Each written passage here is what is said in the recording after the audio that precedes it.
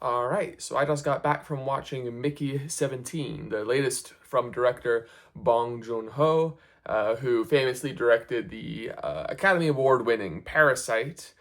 He's also the director of Snowpiercer and Okja, and is quite well regarded within the industry as an auteur filmmaker. So I haven't seen all of his movies, but I've seen enough to know his style, and I was quite looking forward to Mickey 17. The trailers seemed interesting. I liked the choice of the lead performer, Robert Pattinson.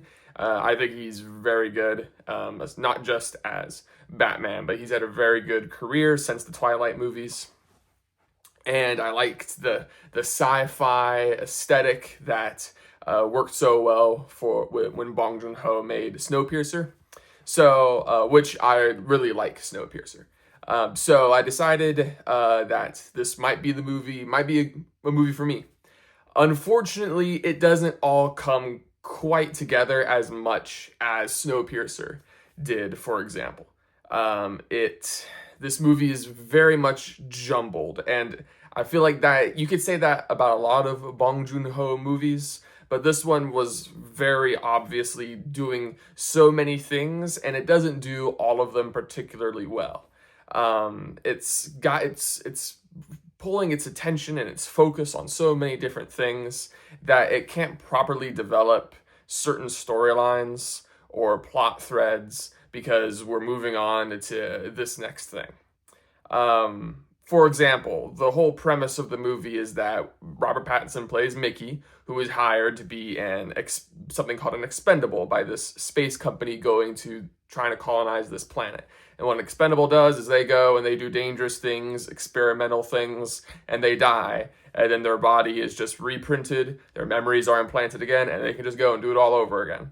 And he, through shenanigans, ends up face to face with a copy of himself. So we have Mickey 17 and now Mickey 18, and they have to kind of, navigate things, navigate life together.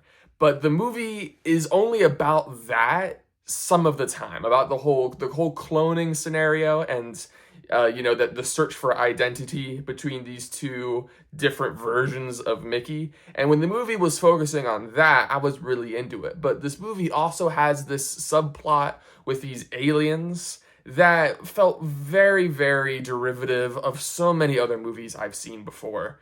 And it had this villain played by Mark Ruffalo, who I love. Mark Ruffalo is a great actor, but it's very obvious what they're doing with this villain, who he's supposed to be in real life. And that is another thing that I have seen so many times. So that combined with this, alien creature subplot, that I knew exactly how it was going to go and what to happen. There was nothing interesting about that storyline to me at all. So every single time we cut back to this stuff, I always wanted, like, let's get back to the whole, identity crisis, two different Mickeys thing going on. How does his love life work now?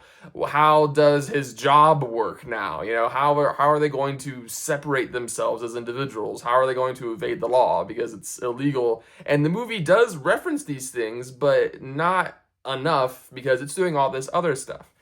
And usually, I believe Bong Joon Ho can manage all these things, but I don't think he did as good of a job as he normally does with this film. There are great things in this movie. It's got great production design. It's got great costumes. It's shot wonderfully. The acting is really good, especially by Robert Pattinson. He plays both Mickeys as two different people with two different personalities, even two different voices. Even though they sound the same, you can tell who's who, even when they look exactly the same, just by the way they carry themselves and the slight inflections of their voice. He's a really good actor, and he's really good in this movie. So there's a lot to like in this movie. The special effects as well are quite impressive. It's just it didn't quite come together for me. There is one scene I really liked in a dining room. I don't want to spoil it in case you decide to watch it. That I feel like if the movie kept this, was like this the whole time, I probably would have enjoyed it a lot more. But unfortunately, it's not. But yeah, I don't want to get into too much detail in case you do decide to watch it. I will say it's such a, I think this will be a very divisive movie. I think you're either really going to like it or you're going to be kind of, it's not quite for me. I don't see anybody outright hating this movie. There might be a couple, but I feel like you're either going to be indifferent towards it, like I am, or really, really into it.